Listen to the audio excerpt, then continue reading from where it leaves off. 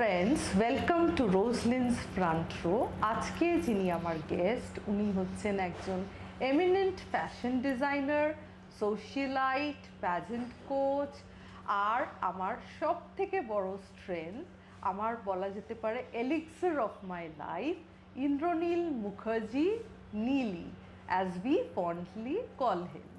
তো welcome Neeli to my show.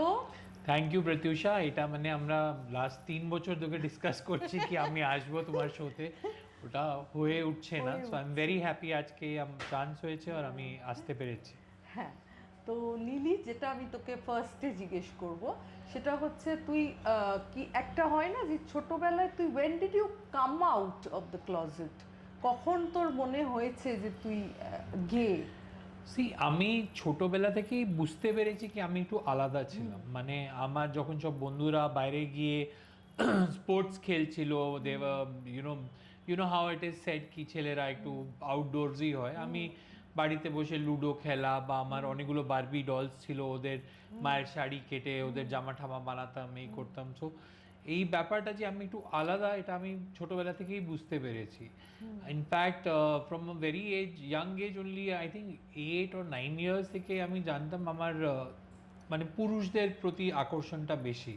মানে I never found women attractive in any way. I use to appreciate the beauty of women, but ওদের প্রতি আমার কোনো attraction হতো না। So I always use to B ড্রন two very good looking man or very manly man. 8-9 বছর বয়স থেকে, আমি মানে একটু জন্মে থেকেই বলে একটু দে। ছোটবেলা থেকে নষ্ট আছি, বাট হোয়াটএভার, মানে আমার ওরকম ব্যাপারই আছে। তো আমি ছোটবেলা থেকেই বুঝতে পেরেছি। এবার কামিং আউট কি লোকেদের সঙ্গে ডিসকাস করা, ওটা আমি অনেক পরে করেছি লাইফে। কেন আমি এই জিনিসটা আমার মধ্যে, মানে I use to keep it to my self. মানে যাদের সঙ্গে যদি আমার কোনো শারীরিক সম্পর্ক হয়েছে, আমি কাউকে বলতাম না কি একটা পুরুষের সঙ্গে আমার কিছু হয়েছে বা ওরকম কোনো ব্যাপার হয়েছে, আমি কাউকে জানাতাম না। মানে ওই ছেলেরা জানতো আর আমি জানতাম, বাট বাইরে কাউকে কোনো বন্ধু বান্ধবের সঙ্গে ডিসকাস করতাম না।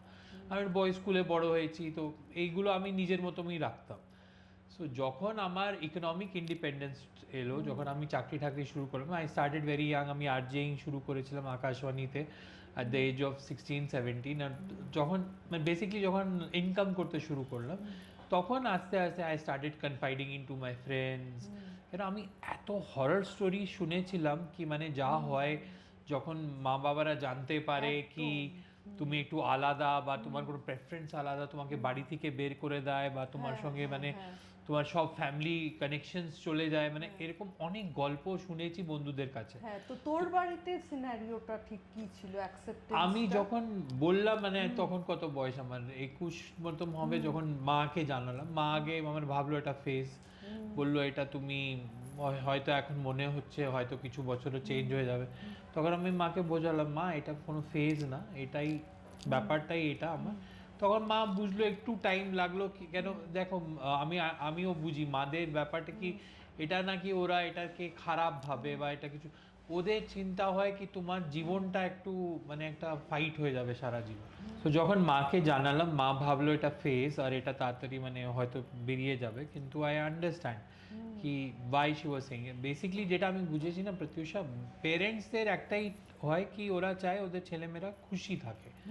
কিন্তু যখন তুমি একটু আলাদা, when you are a little different from the mainstream or you're choosing a different path, স্ট্রাগলসটা বেশি হয়। ওর জন্য মা বাবাদের চিন্তা এটা না কি তুমি আলাদা হয়েছো, ওদের চিন্তা আছে তোমার লাইফটা হার্ড হয়ে যাবে।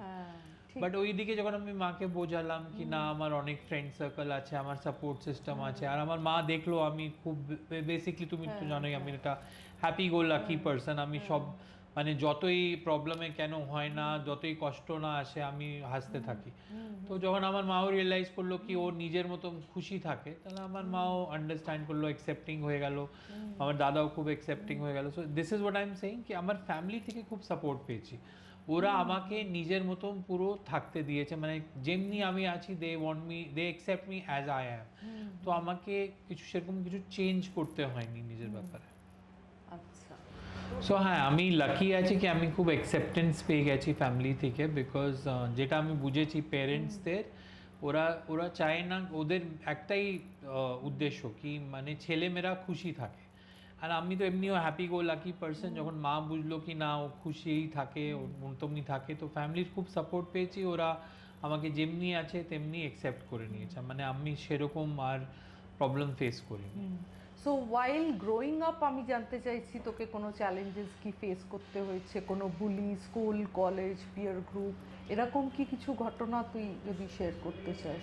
সেটা তো মানে আছেই, বিকজ আমি একটু আলাদা, আমার মানে একটু মেলি মানে ব্যাপার আছে, আমি একটু মেয়ে মেয়ে টাইপস আছি, তার মধ্যে আমি সাজি একটু মেয়েদের মতো, সো ওর জন্য ক্যাট কলিং হতো, লোকেরা এমনি নাম ডাকে, যেটা হয় ওদের স্ল্যাং ওয়ার্ডসের ডাকে, বাট এইগুলো দিয়ে আমি নিজে কোনোদিন এফেক্টেড হই না, বিকজ আমি জানি I am in a better place than the person calling me that.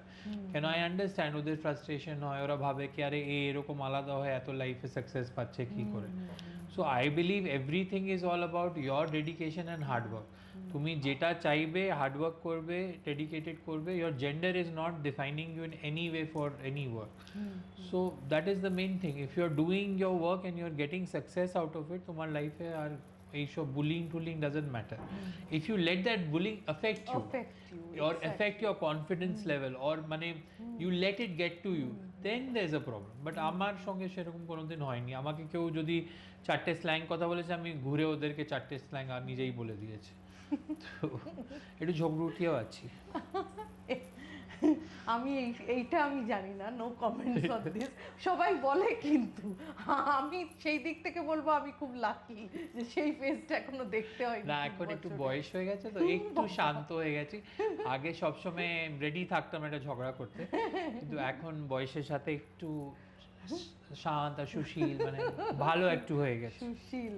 আচ্ছা, এবার তোর জার্নিটা, যেটা তোর ফ্যাশন ডিজাইনার হিসেবে যে জার্নিটা, তুই তো প্রফেশনালি তোর একটা অব্রডে গিয়ে তুই ডিগ্রিজ ইয়ে করেছিস, তো সেই সব নিয়ে যদি একটু কোথা থেকে। সো আমি আমার ক্যারিয়ার শুরু করেছিলাম ইভেন্টসে, আমি একটা খুব বড় কোম্পানির ইভেন্টস হ্যান্ডেল করতাম ইস্টার্ন রিজনে।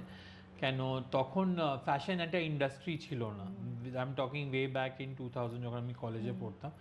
সো তখন আমার মা আমাকে বোঝালো না, তোমাকে মেইন স্ট্রিম কাজ করলে সাকসেস বেশি হবে, টাকা রোজগার করবে, and I am very grateful কি আমার মা এরকম আমাকে গাইড করেছে, বিকজ আমি I earned quite a lot when I was working in that company. আমি আমার অ্যাসেটস বানিয়েছি, আমার সিকিউর করেছি নিজেকে।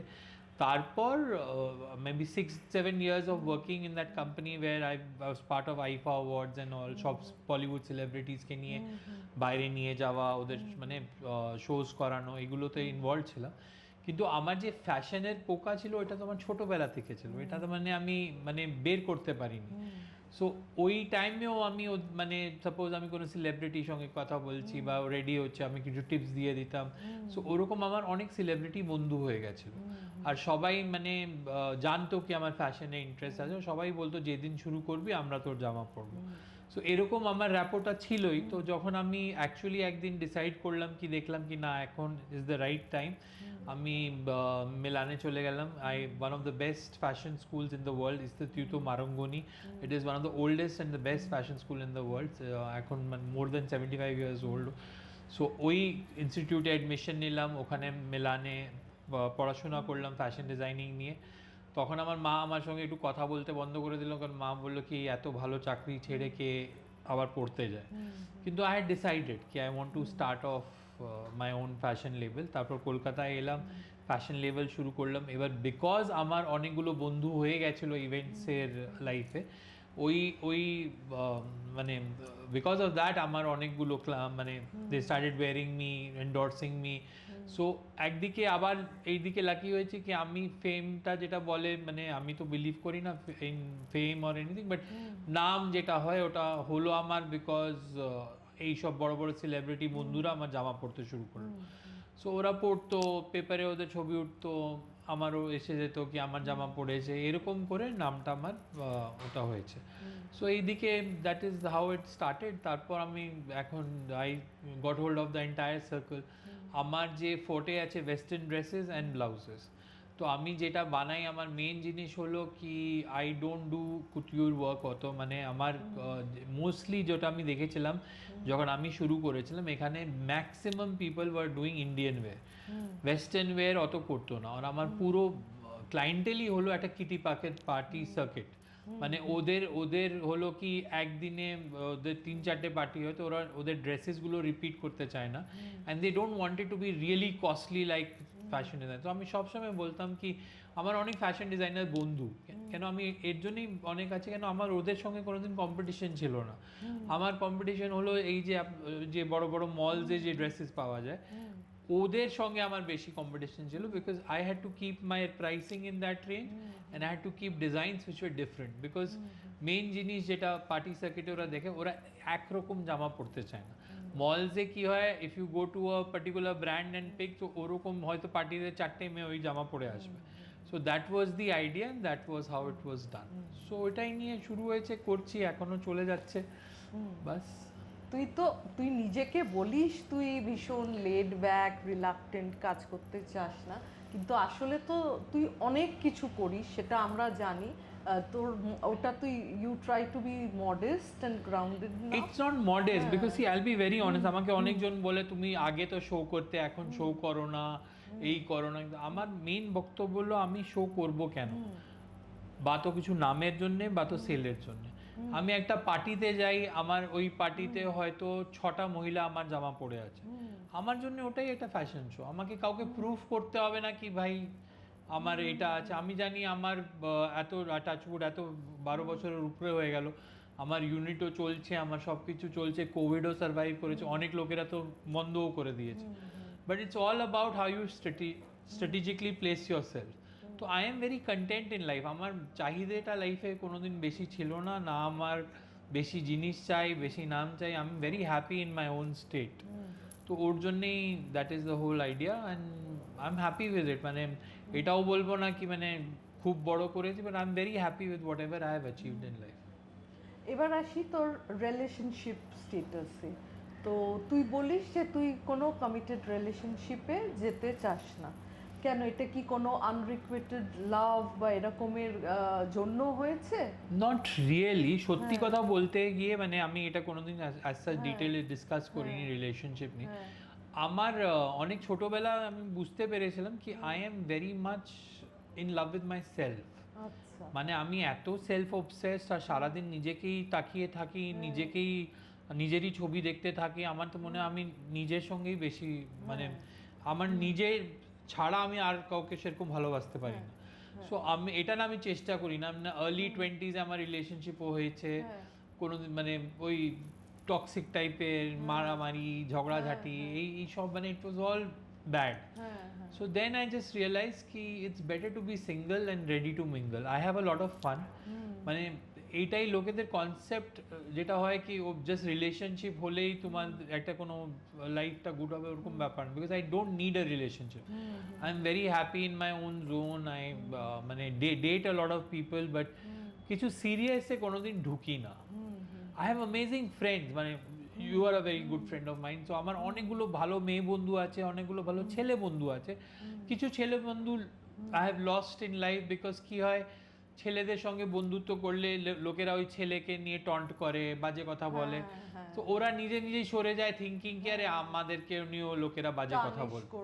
হ্যাঁ, সো ওরা নিজেই সরে যায়। So I have lost few good guy friends like that. But see, I believe যে থাকতে চাইবে সে থাকবে। হ্যাঁ, এটাই তো তোর মন্ত্র, যে থাকতে চাইবে। আমি সারাক্ষণ মেয়ে বন্ধু হোক না ছেলে বন্ধু হোক, আমার এটাই আছে, যে আমার লাইফে থাকতে চাইবে থাকবে, যে থাকবে না ওরা প্লিজ ওরা হ্যাপিলি যেতে পারে আমার থেকে। না তো ওদের জন্য কোনো বাজে কথা বেরোবে, না আমি কোনোদিন ওদেরকে বাজে ভাববো, না আমি কোনোদিন ওদের কিছু বাইরে চাইবো। সো ওরা কতবার হয়েছে আমার কিছু বন্ধুরা বেরিয়ে গেছে, আবার কিছু বছর পর চলে এসছে। তো যেটা হয় মানে আমি কোনোদিন ওটা নিয়ে ওটা করি। I also resonate completely with you. আমারও ওই ক্লিং করে থাকা না একদম ভালো লাগে না, মানে ইজি থাকাটা বেটার। তো এবার যেটা আসবো রিসেন্টলি, যেটা এখন আমি খবর পেলাম, আগে তো শুনছিলাম লোকসভা বিল পাস করেছিল যেটা ট্রান্সজেন্ডার অ্যামেন্ডমেন্ট অ্যাক্ট ছিল, রাইটস ট্রান্সজেন্ডারদের। তো সেটা নাকি অলরেডি ল হয়ে গেছে, এক্ষুনি আমি খবর পেলাম। তো পুরো এন্টায়ার কুইয়ার কমিউনিটি পুরো খুব ডিসহার্টেন্ড এটা শুনে। তো তোর টেক কি, আর তুই যদি একটুখানি মানে এই বিষয়ে হ্যাঁ, একটু এটা share খুবই করিস। স্যাড ব্যাপার দ্যাট হ্যাঁ। We are regressing as a society. মানে যে একটা self identification of your own gender, এখন একটা মেডিকেল সার্টিফিকেট লাগবে আমাদের ট্রান্স ভাই অ্যান্ড বোনদের, যে they have to go through. So the idea is many concepts are not clear. Like আজকে আমি হয়তো মেয়ের পোশাক পরি বা মেয়ের মতন সাজি, বাট আমি ট্রান্সজেন্ডার না, বিকজ আমি আমার শরীরে কমফোর্টেবল। আমি একটা ছেলের মতন জন্মেছি, আমি ছেলে হয়েই থাকতে চাই, বাট আমার যে জেন্ডার এক্সপ্রেশন আছে সেটা হলো নন বাইনারি। আমি সামটাইমস বারমুডা বা শর্টস পরে থাকি, সামটাইমস আমি একটু মেলসদের মতন সাজি, মানে আমার যেদিন যে ইচ্ছে হয় ওরকম করি। ট্রান্সজেন্ডারদের ব্যাপার আছে, ওরা নিজের শরীরে হ্যাপি না, ওরা চায় কি, মানে সাপোজ একটা ছেলে জন্মেছে ছেলে হয়ে, কিন্তু ও ভিতর থেকে ও ফিল করে হি ইজ আ গার্ল। তো ওই they go for corrective surgery, gender corrective surgery করা, এই করা। সো এখন এই বিলটা যেটা হলো, you can't self identify and say কি আই এম ট্রান্সজেন্ডার। তোমাকে একটা মেডিকেল রিপোর্ট লাগবে, and you will have to prove medically that you are a transgender, and that is how you will be recognized as a transgender. So kalke jodi ami dadiye boli ki I am a transgender, it is not like that. You have to go through a medical thing, which is very bad, because onek jonra eta mane accept korte chai na, mane many people I know they don't want to discuss it now. They and even to exist they have to go for a medical certificate. Eta khubi sad for them, and I really feel bad. I hope the government takes some other action about it, or there appeal হচ্ছে অনেক supreme কোর্টকে regarding this. Let's see what happens. এটা তো ক্রিমিনালাইজও করা হচ্ছে অনেক ক্ষেত্রে। No, decriminalize আগে আমাদের বেসিক্যালি যখন ব্রিটিশ ল হয়েছিল 377, তখন it was a criminal act to be homosexual. ওগুলো আমাদের আন্ডারে হতো, মানে সমকামী যেটা ব্যাপার আছে, তো দ্যাট ওয়াজ ইললিগাল, বাট ওটা ডিক্রিমিনালাইজড হয়ে গেছে 2018 6 সেপ্টেম্বরে। So that is still now this thing, but ওটারও অনেক রিগ্রেশন হচ্ছে, এই হচ্ছে, but people are still fighting. It's basic human right. I think we should not be anybody to tell how people live in their bedroom or what they are doing in their bedroom. That is not the discussion for anyone else. That is what I believe. Mane how does the government even get into it? I don't understand. But ekhon times are changing, and many countries who are the most progressive thing, like USA, they are going back on a lot of policies that they had. So mane এখন আমি বুঝতে পারছি না what the future has it, but I know myself, I am going to be just like I am. আমি যা আছি সেরকমই থাকবো। এর জন্য যদি কিছু কনসিকুয়েন্সেস ফেস করতে হবে তখন করব। আচ্ছা, আরেকটা জিনিস যেটা আমরা জানি, আমি চাই অডিয়েন্সরাও জানুক একটু, তোর যে এই চুগলি করার স্বভাবটা, এটা কি কোনোদিনও ওই পর্যায়ে তোকে কোনো রেপুটেশন এসছে বা না? বেসিক্যালি আমি চুগলি করি না, আমি মুখে কথা বলে আসি। আমি লোকেদের একদম সামনে বসে, যারা সবাই ওদেরকে নিয়ে কথা বলে, আমি ওদের মুখে বলে দিই। সো এর জন্য অনেকজন রেগেও যায়, অনেকজন আমাকে ভালোবাসে। আমি লোকের পিছনে কথা বলি না, আমি যা আমি শুনি বা বলি, আমাকে অনেকবার বলা হয় সব কথা সবার মুখে বলতে নেই, কেন তার মন খারাপ হবে। আমার হয়ে গেছে, আমার যদি মনে কিছু আসে, হ্যাঁ, মানে some people think I am rude because I am saying I am honest, and আমি পুরো কথাটা বলে দিই। সি আমি হার্ট করে কথা বলি না, কিন্তু যদি আমি সাপোজ তোর ব্যাপারে, তোর পিছনে চারটে লোকের সঙ্গে কোনো মজা করছি, হাসি ঠাট্টা করছি, তুই যেই ঢুকবি, আমি এই প্রত্যুষা শুনলাম এটা করছিস, তুই তখন অবাক হয়ে যাবি, এটা কি বলছে সবার সামনে। কিন্তু আমার বক্তব্য হলো, যদি সবাই তোমার পিছনে কথা বলবে, তো মুখেও বলো, এটাতে প্রবলেম কি? তো many people like me for this nature, many people don't like me for this. আমার অনেক বন্ধুত্ব নষ্ট হয়েছে, কেন আমি মুখে চারটে কথা বলে চলে গেছি।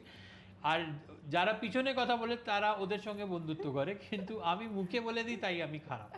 সো আমার এখন যেটা বললাম না, because see I am so self obsessed and so I am a loner basically. মানে আমি সারাক্ষণ ঘিরে থাকি লোকেদের সঙ্গে, বাট আমি একা থাকতে ভালোবাসি, আমি একা ট্রিপ নিতে ভালোবাসি, একা রেস্টুরেন্টে যেতে ভালোবাসি, আমি একা বেসিক্যালি খুব পছন্দ করি লাইফটা।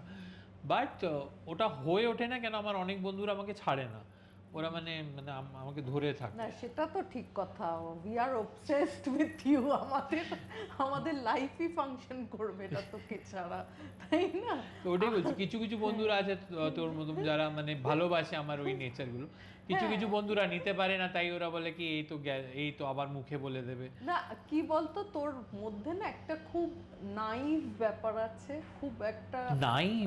আমি হ্যাঁ, নাইভ একদম না। অবশ্যই আমার লাগে, তুই বলিস অনেক কিছু, তাছাড়াও তোর একটা কি বলতো ওই যে বাচ্চাদের একটা দুষ্টুমি হয় না, তুই যেগুলো করিস কিন্তু বাচ্চাদের দুষ্টুমি, তুই কিন্তু কোনো না না, আমি কাউকে নিয়ে করিস না। আমার বাবা সারা হ্যাঁ। জীবন আমাকে একটাই জিনিস শিখিয়েছিলেন, আমি খুব ইয়াং এজ ওনাকে হারিয়েছি, কিন্তু আমার একটাই কথা শিখিয়েছিলেন, be good, do good, good things happen to you.